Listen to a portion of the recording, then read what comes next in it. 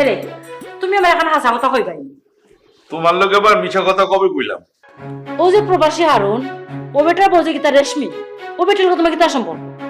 আরে কথাটা বুঝে না, ও আমার বাপের রহম দে, আমি ওর মায়ের মধম দেই। এরে খবরদার, মিছা মাতিও না। তুমি তাই থেকে বাড়া আনতা না, না হে তোমার বাড়া দিত না, ওখান থাকো। এইটা কেমন কথা কইতেছ? আমি কেলে ভাড়া নিব না? আমার তো সন্দেহ লাগে, ও যে প্রবাসী বেটা হারুন, ও বেটা তো ঠিকই পয়সা পাঠাইছে, বেটি তোমার তালিকে পয়সা দিছে না, ওখান থাকো নাকি তুমি নিছো না? এই কোন মুসিবতের মধ্যে পড়লাম? এই তুমি কি আমাকে সন্দেহ করতেছো? তুমি জেলা মাত্রায় লাগে দোয়া তুলসী পাতা, তুমি ও বয়স হয়ে কিতা কিতা করছো আমি জানি না নি, আর কত কিতা করবাই, আমার মুখ ছুটাইও না। এই তুমি তো আমার চরিত্রটা উল্টা পাল্টা কথা কইবা না। আমি তো কইতাম চাইতাম না, তোমার কার্যকলাপে সকলটা প্রমাণ হইতো। আমি যে কোন দুঃখে তোমারে বিয়া করছিলাম বুঝা পারলাম না, একলা ছিলাম, ভালো ছিলাম। হাসা কথা কইলেও দোষ তাই নি, আর ওটা বললো তুমি আদম সুদম করবাই, আর আমি কিছু কইতে পারতাম। খবরদার, এনে বাপ মাইয়ার সম্পর্ক, এটা হলে উল্টা পাল্টা কথা কইবা না। এরে তোমরা যে কি জাত বাপ ফুড়ি, এটা আমার বেলা করিয়া জানা আছে। তোমার বয়স আর হবেটির বয়স কিতা এখনি? আরে বুঝাইবার পারতাছি না, একটা মানুষ বিপদে পড়ে গেছে, তারে সাহায্য করবার গেছি, তার পাশে যে এক হারেছি, এটা আমার দোষ হয়ে গেল। সবটা ঠিক আছে, যদি এখানে কোনো স্বার্থ থাকতো না তা আমার কোনো আপত্তি আছিল না। আমার তো মনে হয় তোমার এখানে স্বার্থ আছে। আরে মর্যাদা, এখানে আমার আবার কি স্বার্থ আছে? আগে তো কত রঙ্গলীলা করছো, এখানে কিন্তু আমি ভুলে গেছি।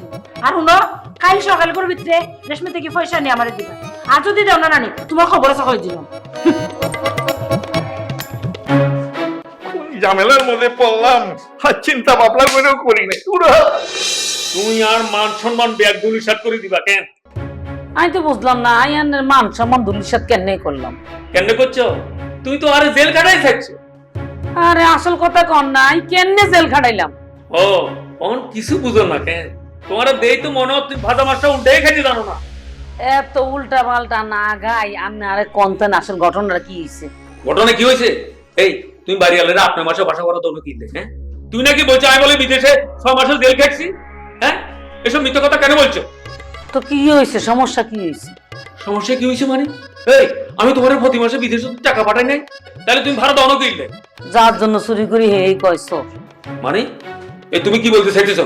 এই যে আমি মিছা কথা কইয়া 8-9 মাসে ভাড়া দেই না, টিয়াটা কমাই গেছে, আন্না সংসারই তো আছে, সংসারে কামও তো লাগবে, তো এটা উপকার করলাম নাই? না না, তুই খারাপ কাম করো না, তুমি মহৎ কাজ করছো। এই তোমারে কে বলছে মিথ্যা কথা বলতে? তোমার মিথ্যা কথার জন্য আমি যে কতটা ছোট হইলাম এটা তুমি চিন্তা করে দেখছো? দেখো সংসার কেমনে চালাইতে হয় এটা তো তুমি জানো না, আন্ডা তো আমি বুঝি কত কষ্ট হয়। কদ্দুর মিছা কথা কয়ে যদি টিয়া বাড়াইতাম পারি তো এটা খারাপ কি? এটা তো তোমার ভালো লাগি করছি।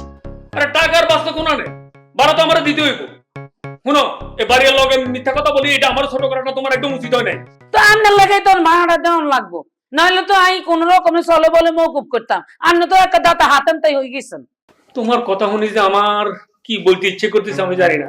আমি কত কষ্ট করে বিদেশে টাকা রোজগার করছি, আর তুই জেনে দেশে বইবে কিচ্ছ, মানুষের লগে মিথ্যা কথা বলছো, বাটপারি করছো, এগুলা কাম করছো। হ্যাঁ, আমি বিয়াকের কাছে কইতাম যে আর বউর মতন এত ভালো মানুষ হয় না, অথচ এখন তুমি এত নিচে নামছো। তোমার আর বউ বলে পরিচয় দিতে আমার নিজেরই লজ্জা লাগতেছে।